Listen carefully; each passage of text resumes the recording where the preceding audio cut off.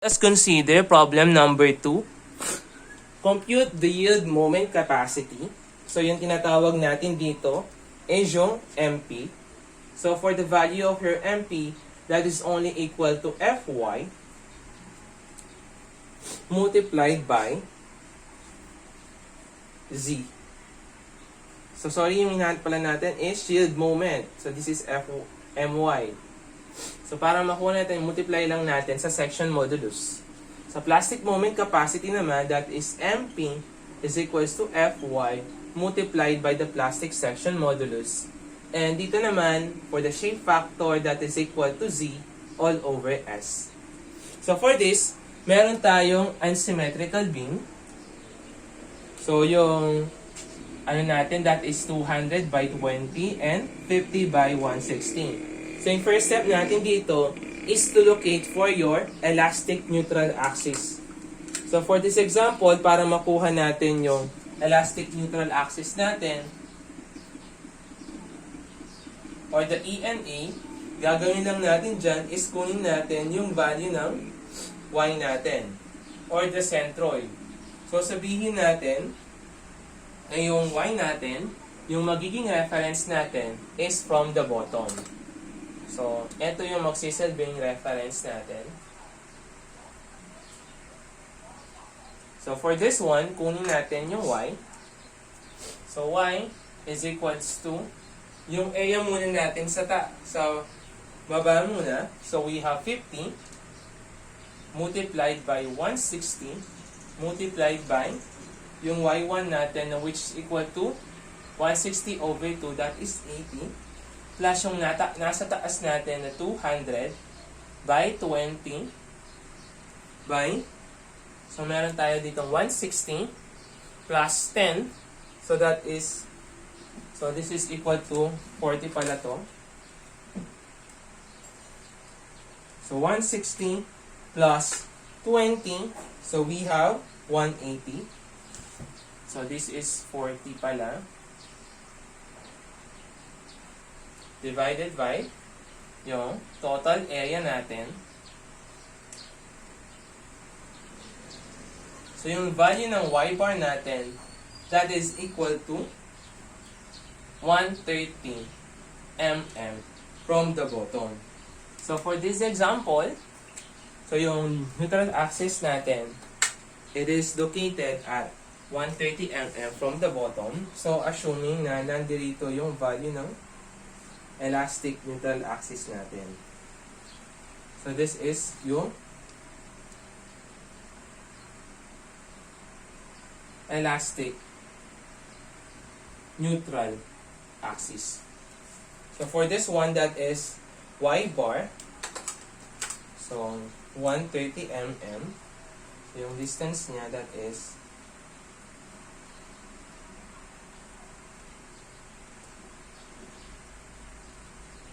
130 mm. So susunod naman, we're going to calculate for the value of your inertia. So for this one, since yung inertia natin, since yung neutral axis natin, so we have two area here. So yung nasa baba, at saka yung nasa taas. So for this one, so yung value ng I bar x natin, so that is summation nung Ix plus yung AB squared. So magta-transfer formula tayo dito. Kasi yung mga sections natin, hindi sila nag-coincide sa neutral axis natin. So for this one, para makuha natin yung I bar x, so we have, unahin muna natin etong sa area 1 natin. So we have a base of 50. Yung height niya, that is 160 cube all over 12 plus 50 times 160 times, so we have na Y bar which is equal to 130 minus yung Y1 niya which is equal to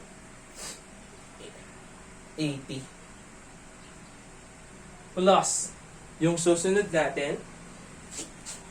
So, ito yung una natin. So, naka-squared to.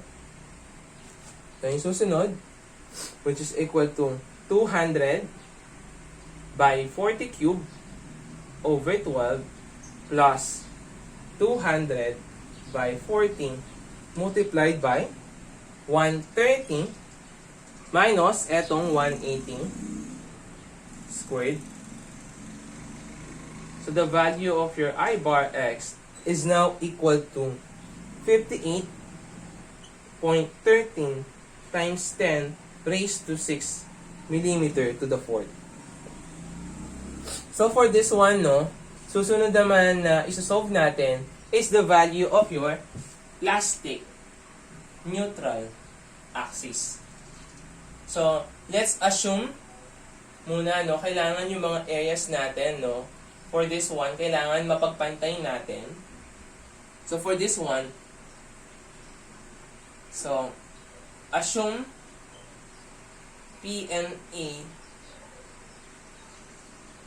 located at, sabihin muna natin dito sa boundaries nila. So, at 40 meter or 40 mm from top. So, i-assume natin na dito muna etong plastic neutral axis natin. So, to check kung tama ba yung ano natin. So, yung areas natin, tingnan natin. So, yung value ng area 1 natin muna dito sa bottom. So, that is equal to 15 times 160. So, yung value natin dyan, that is equal to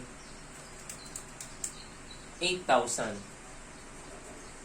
So, check natin yung sa baba, sa taas naman, which is yung value ng A2 natin. So, that is equal to 200 multiplied by 14.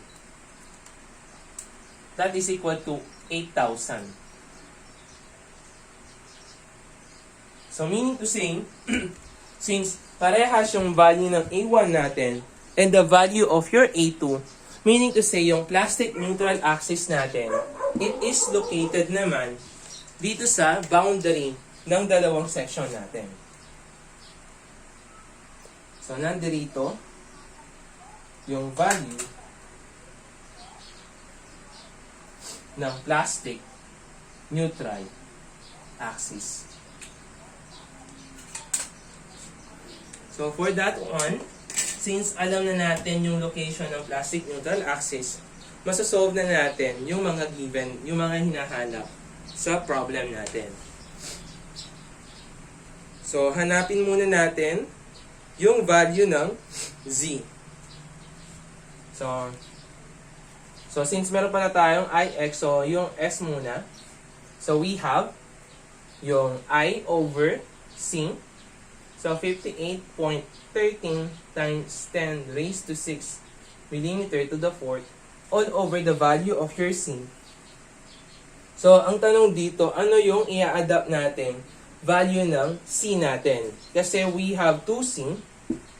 So, sabihin natin na yung nasa taas natin, so we have etong Y bar natin. So, from the top,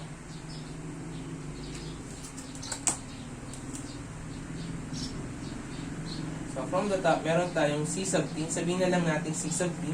So, that is equal to 200 minus 60, which is equal to 70. Yung susunod naman, sabihin natin that is C sub D. So, yung value niya is 113. So, ano yung i-adapt natin value ng C natin? So, for this one, no, in computing lagi sa section modulus natin, for the value of your C, lagi natin kino-consider yung largest value. So, laging largest value, etong C natin. Kasi yung location ng outermost fiber natin, dito sa top side, that is 70 mm from the neutral axis. Yung, on the other hand, from the bottom part naman, that is equal to 113. So, yung sa C natin, always use yung larger value. So, for this one, yung larger value natin, that is equal to 113. So, the value of your S is now equal to 447.18 times 10 raised to 3 millimeter cube. So, for this one, kunin natin susunod yung value ng Z natin. So that is equal to yung area 1 natin. So we have 200 by 14 multiplied by, so yung distance niya from the plastic neutral axis, that is equal to 20 plus etong 50 multiplied by 160 multiplied by yung distance ng area 2 natin to the plastic neutral axis is equal to 80. So the value of your Z is now equal to 800 times 10 raised to 3 cubic millimeter. So for this one, let's solve for the value of your My. So unahin na natin si My. So My, that is equals to Fy multiplied by S. So we have a value of Fy which is equal to 248 multiplied by yung S natin na 447.18 times 10 raised to 3. So the value of your My is now equal to 110.9 kilonewton meter. How about yung value ng plastic moment natin? Or the value of your MP, that is Fy multiplied by the plastic section modulus. So we have 248 multiplied by Z, which is equal to 800 times 10 raised to 3. So the value of your MP is now equal to 198.4 kilonewton meter. So lastly, for the value of your shape factor, so that is equal to S, Z, so that is equal to Z all over S. So the value of your Z is, so the value of your Z, that is equal to 800 times 10 raised to 3 all over the value of your S na 447.18 times 10 raised to 3. So the value of your shape factor is now equal to 1.79. So, ganun yung computation natin dealing with the plastic moment.